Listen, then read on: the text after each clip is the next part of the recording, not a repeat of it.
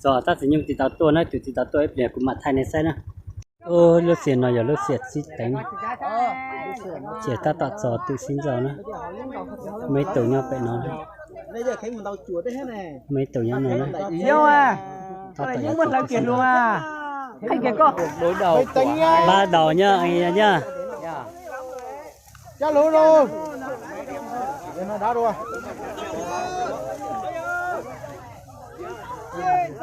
Các bà ơi, cái con này mặt lá không xin lọc phí nha. Mày to mà, nhá, mày to có trăm được con đậu à. To con ta. Một nữa, một cái nữa.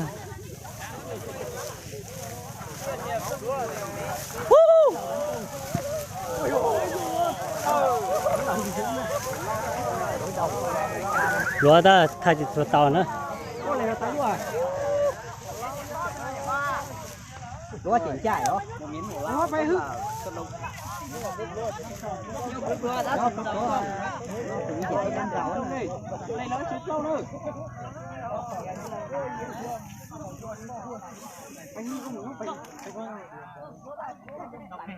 Dốc kìa.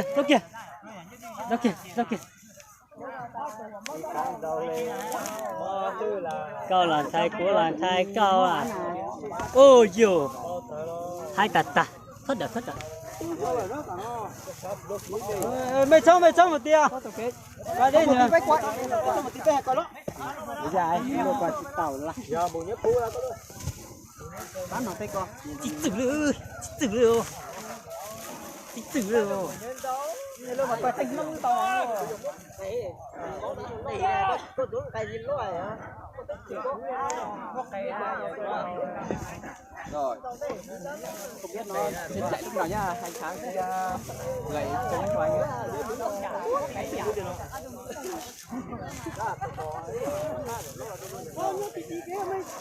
Ra đây thì chứ giờ. Ngoài nè.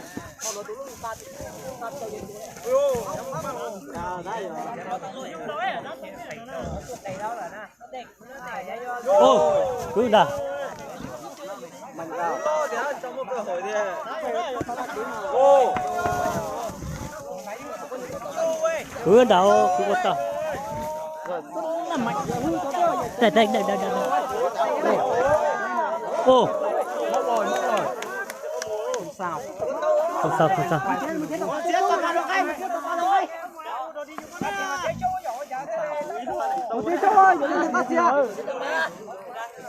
Chết tao còn lo lên các chị à.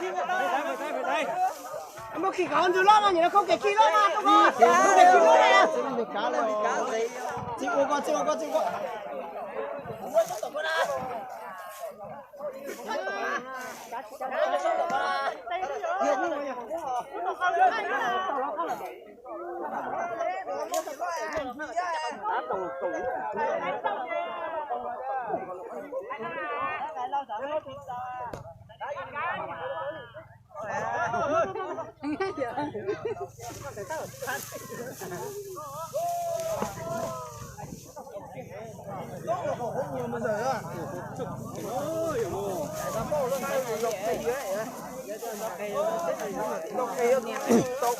Cái gì này hả? Tụi nó nhưng tao không muốn nó là hay à? Hay tiệt tiệt.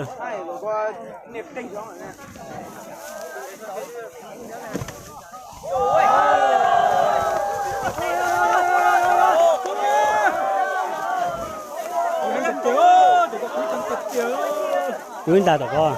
Ô.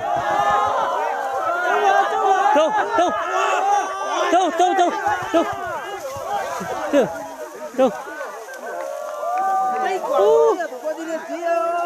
Anh tiệt tiệt. Sao không muốn ta? Sao không muốn ta? Ô, tôi ở tí hành ta. Có muốn gì đấy được.